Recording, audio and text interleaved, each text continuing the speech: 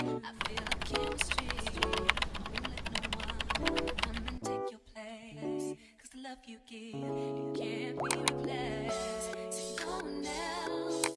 Work, school, life, it all seems to be going well until one day we feel like we have hit rock bottom, and it's as if we can't even get our energy levels up to get out of bed or find the motivation to, and feel like I don't want to do anything. I feel ya. You are not alone. And when we think of productivity, a lot of us think of getting the most work done as possible. But what if I told you that in reality, the most successful productive people actually learn to take the days as they come and they rest when needed? But what can we do when we don't feel like doing anything? When it's one of those days, the first thing is to practice self-compassion. If a friend told you they didn't feel like doing anything, what would you say to them? Chances are you would be kind, understanding, and compassionate. Is that how you're treating yourself, or are you doing the opposite? We are our worst critic. We tear ourselves down when we think we should be doing more, and we get frustrated when we don't accomplish what we intended to. But what we don't realize is that by doing this, we are only damaging our mental and our emotional health. We have to be kind to ourselves and accept that ups and downs are a part of life. Give yourself some grace. Also accept that if mentally and emotionally you are not able to do anything that day, then you need to rest. You may have been through a lot in the last few weeks, whether it be a new experience, a loss, or a change of environment that mentally requires for you to take a break to reset. And if you find yourself unmotivated on a daily basis, it might indicate something more profound is the root cause. And talking about rest, self-care is essential to get back to your usual self.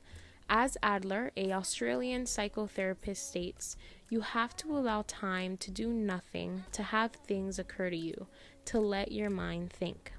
This can be in any way that works for you, whether it be sleeping, taking a nice hot bubble bath, or cuddling up in bed and watching a movie, whatever you need to relieve the pressure.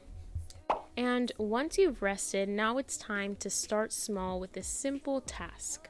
When we're overwhelmed, the thought of tackling a big project can be daunting. Instead, start small with a simple task that requires minimal effort. It could be something as basic as organizing your workspace or tidying up your living room. Completing even a small task can provide a sense of accomplishment and momentum to keep going. What has helped me is following the 2-minute rule mentioned by David Allen in his book, Getting Things Done, which states, if you can do an action in 2 minutes or less, tackle it at that moment. I personally like cleaning to then have a clean space to work and concentrate, whether it be putting away laundry or wiping down the dining table. And I usually then find myself getting my laptop out to do some work. I mean, since I'm already doing something, I might as well keep going, right? And if you still need a push, find inspiration.